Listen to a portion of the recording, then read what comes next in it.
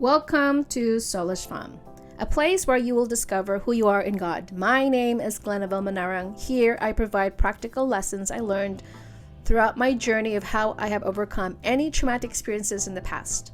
Additionally, I have a myriad of content about fashion, travel, personal advice, food, and many more. Just remember, a victorious life can only be achieved by abiding with the Lord Jesus Christ. He said, I have loved you with an everlasting love. I have drawn you with unfailing kindness. And if you're ready to embark on your healing journey, please feel free to check the link below. I have created a course through Udemy. I hope to see you there. Hi everyone, welcome back to another beautiful podcast of mine. My name is Glenaville Manarang. Welcome to Soulishfemme. Today's topic is how to navigate your emotions or regulate your emotions when you are being triggered. Because as we know, people will trigger you, and it just happened recently in my life that some people probably intentionally or subconsciously will play a game, a provocation, and yes, I was trying to make sure to explain myself. So number one, with no further ado, let's get to the point, is do not stoop down to their level as much as you can. Here's the thing. No matter how much you explain to a person who is manipulative and who tries to play a mind game, they will not understand you. A fool will not have comprehension because their job is to get a reaction from you. And it is the hard truth because we think that maybe this time they're not going to do this same cha-cha, they're not going to do the same game, but it is actually a wishful thinking.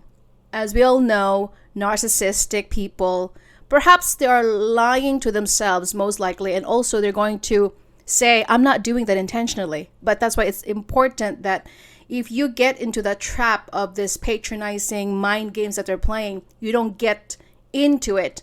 Apparently, when you're tired and you're actually not aware that they're actually doing it, because they're going to throw you off the loop when you are, maybe you woke up in the morning, you didn't have your coffee yet, and they're going to do something to actually perhaps question your reality. And here you are trying so hard to defend your case. But in this matter, they're going to just want something out of you. And secondly, of course, is next thing to do not stoop down to their level is also learning to not let them ruin your day. So when a person that is toxic in your life, patronizing you, mind games, learn to move as quickly as you can. If the person somehow already ruined your day because of what they have done, and they're going to just say, you also ruined my day, projection, and making you they're blaming you for the things that they're actually doing to themselves. So if they're just gonna let your day be ruined, don't do that. You have to still keep on moving. You have to be quick as much as you can to do something that you have to do in that day, intended for you to do. So if, for instance, you guys are going out to dinner or breakfast and this person suddenly says, I have already changed my mind because you ruined my day, now I'm not in the mood to eat. So you can actually have the choice to do things without that person and move on to do something for yourself, because it's important that you have your own autonomy and your own time for yourself, that your happiness and that your choices are not contingent upon that person's bad mood. Because here you are, if you're going to just allow this person to ruin your day because he already said, or she already said, you've ruined my day because you have already, made this so big of a deal, when in fact that person started the whole thing anyway, but they're going to be in denial because, as I said, people that are manipulative, narcissistic, they're actually going to blame you for their bad choices and their bad behavior, because that's exactly what they want. They want to justify their choices or bad behavior, and they're going to blame it onto you. So what you have to do, if they ruined your day, do not allow that person to actually ruin your day. You have to do things on your own. And thirdly, is that you have to learn to go back to yourself. Maybe you need to take a nap and go to a retreat and have boundaries, and just perhaps that's a time for you to read a book or journal, to reflect, to think about the next time, you are probably more aware of another tactic that this person is going to throw in your face. And you have to really learn the patterns. As I said, narcissistic people have patterns. Sometimes they have to go through this phase of very nice and everybody's happy, and eventually their true colors is going to show up again. I know it's exhausting, but now at least you are able to not be so involved to their emotional turmoil, because it is not about you. It's actually about them. They are dealing with some kind of in denial phase, trauma. As I said, narcissistic people was not born narcissist. They are either were wounded as a child, they have abandonment issue, they have neglect issue, they have mother wounds issue, father wounds issue. Just like myself, I also was that kind of a person. I like to create drama. I like to create chaos because I was longing for someone's attention. However, when nobody told you that, you're going to end up sabotaging your relationship. And instead of opening up yourself into this constructive way of communication, you're going to end up creating drama and chaos because you're actually trying to ask for a person for their attention, but actually you're not doing it the right way. You're actually doing it in a way that you're going to push people more so when you are being triggered, another thing is to journal, to think about it, to write about it, or another thing is to breathe, meditate for 20 to 30 minutes if possible. Let me just stop here for a second because there's a garbage truck who is passing by. Shout out to them. Thank you for their hard work. They're collecting our garbages. Without these people, you know exactly what's going to happen. So let me just stop here for now, and I'm going to re-record in a few minutes. Anyhow, another thing, as I said, is meditate or sit for a few minutes of your time sitting, listening to a soothing music. I do like the instrumental music, Harp by Sarah Bala, or another instrumental music. It's a Christian music by, I think, Vega. It is the saxophone that really is something that can make my nervous system calm and regulated. If you have not tried it, you should try it yourself by listening to this music, or perhaps no music at all. I just sometimes sit too in my closet for a while or lie down and just breathe and listen to my own thoughts and understand how can I possibly respond to the situation next time better and not being triggered. You also have to understand that maybe at that time you were also off balance because you didn't have enough sleep that day, and taking a nap helps to regulate your emotions. When you are sleep deprived, like most women are, especially for mothers, we are usually sleep deprived when we have been trying to feed our infants, change their diapers, and it really was something that I had to get back on track to when my son was still a baby. And now my sleep has been really off whacked because I had to wake up every 2 hours to feed my son because I was breastfeeding my son and change diapers. On top of that, he was also dealing with eczema, and I had to soothe him at nighttime and put creams all over him when he was scratching all over his body. So this is why sometimes as a woman, when you do have a chance to sleep or take a nap, even for 30 minutes in the afternoon, it really helps you get back to your energy level. We have been so depleted of energy because we are so much time to cater other people, and we don't have time to cater for ourselves. And we have to really be aware that as a woman, we need to give a little bit of allowance for ourselves. We should not be apologetic about that. When we need time for ourselves, it is not something that we should shy away from, because without us, without you as a mother, no one is going to be able to do the job for you at home. And of course, when it comes to regulating yourself, it's important to also step away from the place that triggers you. Sometimes I also like to drive to a park where I can just sit in my car and think and watch the birds fly, or kids playing at the park, or watch by the mountaintop. You know, it is a time again for reflection. Anything that can make you stay grounded and make you sane in an insane world where people are going to trigger you. So it's important that you also have to drive away And make sure as a woman that you are going to refrain from over shopping or browsing through the internet because you're upset or you're sad. That is a time that you also have to really check in with yourself, because the tendency as a woman when we're upset or sad or depressed is we're going to shop, and we're going to end up making more problems and making bad decisions because we're impulsive. We're going to end up going to shop at Target or Target, Walmart or Amazon, or go to a mall because we're upset and sad. We probably are going to end up buying clothes that we don't need, or shoes that we don't need, or too much makeup that we don't need, because that is very easy. And if you are not careful, you're going to end up having this shopaholic mentality that says, well, I'm so upset, so let me just soothe myself by creating more problem. When you're actually in debt already and you cannot afford to constantly being in debt, and you're in the midst of being upset, or you are mad at someone, and you're going to not have self-control, it's going to get you in trouble. Because once you are done with your phase of emotionally hijacked, because as I said, your amygdala has been hijacked at that point, you're not going to be able to think critically.